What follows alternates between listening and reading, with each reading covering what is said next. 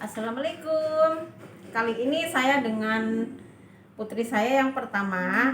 Ini Unaisah, umur 12 tahun, kelas 6, sekolah dasar khusus di Tangerang, di SD khusus Darmawati Arif. Dia senang sekali kalau di depan kamera.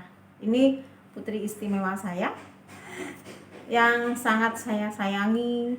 Kalau saya ke sekolah, saya selalu kangen anak-anak, kangen si kakak, kangen adiknya kakak, itu Syabas namanya, yang pernah saya posting juga di video. Jadi ini putri saya, dulu lahirnya itu tidak menangis, jadi lahiran normal. Iya, lama ada di jalan lahir, jadi dia tidak menangis dan hampir nyawanya tidak ada. Jadi waktu itu saya lahiran di bidan, kemudian kata bidan, ayo cepat mengejan, disuruh mengejan agar cepat lahir, tetapi saya sudah berusaha dan lama sekali. Akhirnya dia keluar sampai seperti sudah tidak bernyawa, jadi seluruh badannya itu biru dan tidak menangis, tidak ada gerakan apapun. Saya kira udah nggak ada, udah lemas, saya udah menangis. Saat itu sudah semua rasa saya tumpahkan, nangis, bahkan suami saya ikut mendampingi di ruang persalinan, dikuat-kuatin hingga akhirnya nangis juga.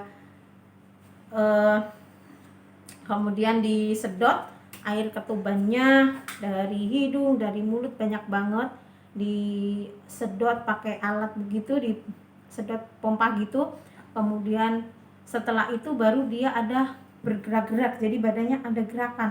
Tadinya tidak ada, jadi kaku dan biru semua tubuhnya. Nah, setelah itu dalam perkembangannya itu terlambat. Nah, ketahuannya itu pas umur 6 bulan, masih tangannya menggenggam, lehernya belum tegak, dan harusnya sudah bisa tengkurap, dia masih belum bisa, jadi semua terlambat. Kemudian konsultasi ke dokter hingga terapi beberapa tahun, sampai terapi di medis dan juga terapi di non medis seperti akupuntur, kemudian terapi syaraf, kemudian terapi setrum untuk menguatkan saraf-saraf atau otot-ototnya, kemudian urut dan sebagainya, sampai dia bisa jalan itu umur 7 tahun ya kan. Nanti cerita selanjutnya. Jadi kalau sekarang saya sudah bisa mulai menjalani takdir, skenario dari Allah, anugerah dari Allah, apapun itu harus kita jalani dengan memang berproses. Dari awalnya itu sangat menguras air mata, jadi sering sekali saya memang menangis, hujan air mata itu saat dulu. Apalagi dia umur 3 tahun lahir adiknya pun tidak menangis, padahal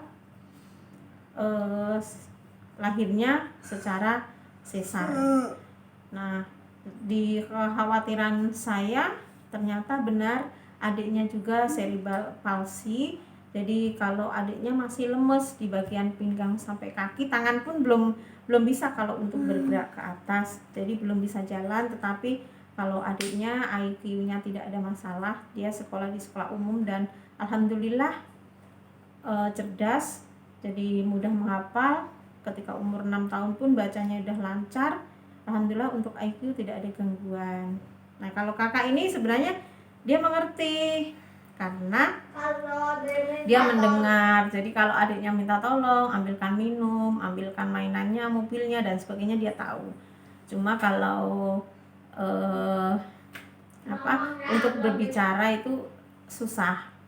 Dokter juga sampai bingung, dia mendengar tapi tidak bisa bicara. Tapi dari hasil tes IQ memang di bawah rata-rata, jadi sekitar 80 kurang sedikit.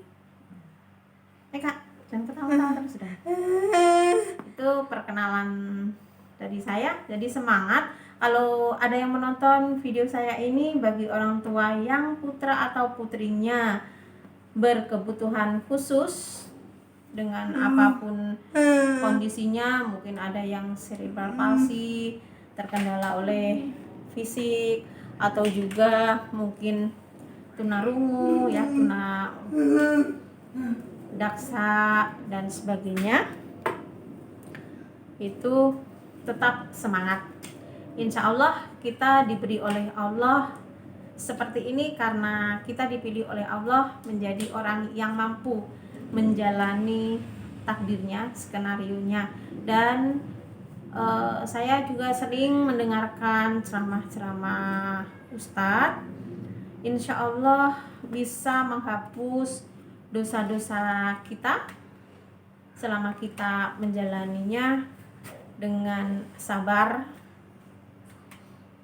Insya Allah akan mendapatkan ampunan dari Allah, mungkin bisa menghapus dosa-dosa kita sebagai orang tua ketika kita merawat putra-putri spesial kita. Salam bagi para orang tua hebat dan para orang tua yang mempunyai putra-putri semua normal. Bersyukur, alhamdulillah yang luar biasa. Semoga Allah akan memberikan yang terbaik untuk kita semua. Amin.